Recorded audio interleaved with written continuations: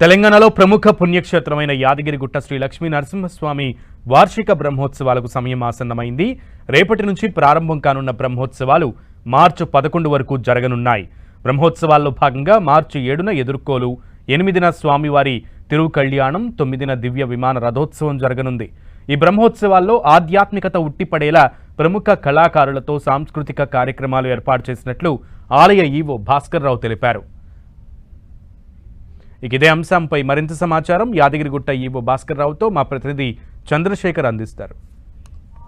తెలంగాణలో ప్రముఖ పుణ్యక్షేత్రమైన యాదగిరిగుట్ట శ్రీ లక్ష్మీ నరసింహస్వామి వారి బ్రహ్మోత్సవాలకి రంగం సిద్ధమైంది. 1వ తేదీ నుంచి మార్చి 1 నుంచి మొత్తం 11వ తేదీ వరకు కూడా బ్రహ్మోత్సవాలు ఘనంగా నిర్వహించేందుకు అధికారులు ఏర్పాటు చేశారు. ప్రస్తుతంతో ఉన్నారు. సార్ చెప్పండి, ఇటు బ్రహ్మోత్సవాలకు సంబంధించి ఎలా కొనసాగుతున్నాయి, అదేవిధంగా ఈసారి భక్తులు ఎంతవరకు తరలి వచ్చే అవకాశం ఉంది? అంటే గతంతో పోలిస్తే అన్ని ఏర్పాట్లైనా, అదేవిధంగా విమాన గోపురం కూడా దర్శనం అందుబాటులోకి వచ్చింది కాబట్టి భక్తుల సంఖ్య పెరిగే అవకాశం ఉందంటున్నారు. ఎంతవరకు అంటే ఏర్పాట్లు ఎలా కొనసాగుతాయి? ఓం శ్రీ లక్ష్మీనరసింహాయ నమః.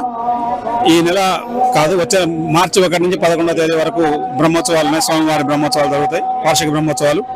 ఈసారి స్వామివారి వార్షిక బ్రహ్మోత్సవాల ప్రత్యేకత ఏంటంటే విమాన గోపురం బంగారు తాపడం అయిపోయింది. ఆ బంగారు విమాన గోపురంతో స్వామివారు భక్తులకు దర్శనమిస్తున్నారు.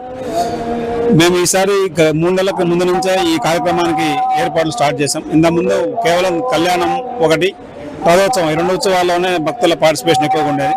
కానీ సాంస్కృతిక కార్యక్రమాలు, అదేవిధంగా ప్రవచనకారులను పిలిచి దేవస్థానానికి సంబంధించి ఇంకా వృద్ధులు అన్ని స్వామివారి అన్ని వాహన సేవల్లో భక్తులు విరివిగా పాల్గొనే విధంగా ఏర్పాట్లు చేసుకున్నాం.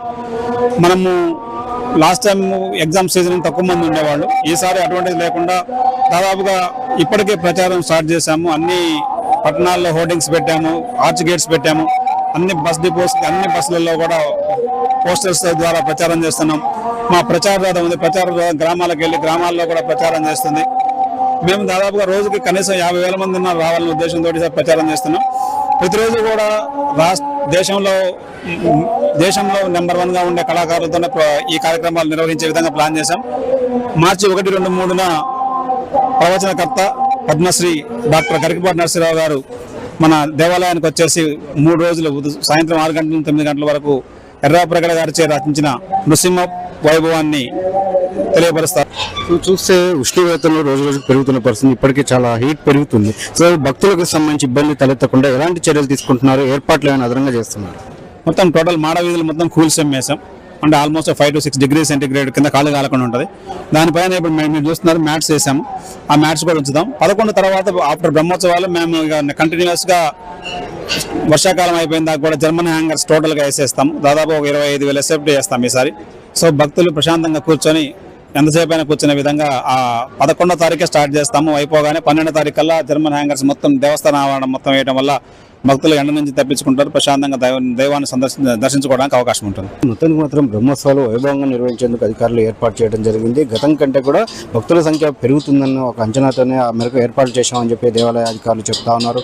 ఈసారి బ్రహ్మోత్సవాలకు ఒక విశిష్టత ఉందని చెప్పవచ్చు. స్వర్ణ తాపడ విమాన గోపురం ఆవిష్కృతమైంది. దాన్ని తిలకించేందుకు పెద్ద సంఖ్యలో భక్తులు తరలి వచ్చే అవకాశం ఉంది. ఇది దేశంలోనే అతి ఎత్తైన విమాన గోపురంగా స్వర్ణ తాపడంతో మొత్తం విరాజిల్లుతూ ఉన్నటువంటి, దగదగలాడుతూ బంగారం తాపడంతో ఉన్నటువంటి విమాన గోపురం తిలకించేందుకు చాలా భక్తులు కూడా ఆసక్తిగా ఉన్న పరిస్థితి కనిపిస్తూ ఉంది.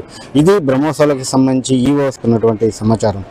యాదగిరిగుట్ట నుంచి కెమెరా పర్సన్ వెంకన్నతో చంద్రశేఖర్, 10 TV, యాదాద్రి భువనగిరి జిల్లా.